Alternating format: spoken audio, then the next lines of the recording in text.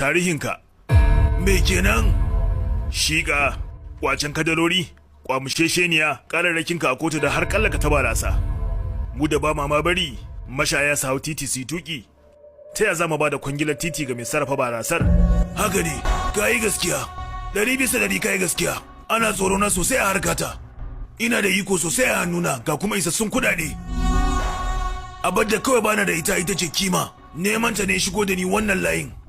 Amma shi kuma wannan aiki ne mai kima da daraja. Da zarar ka taba aikin kuma kimar za ta ruguje. Wannan ne yasa ba za mu bari ka taba aikin ba. Kai kenan kana da kimar ba? Ina nufin kai kana da ya, ni kuma ina da kani. Mu haɗa saure mana to. Kaga kenan kima ka sai ta shafe ni. Daga nan kuma sai wannan harkallar ta an tayi zuwa cikin gidana.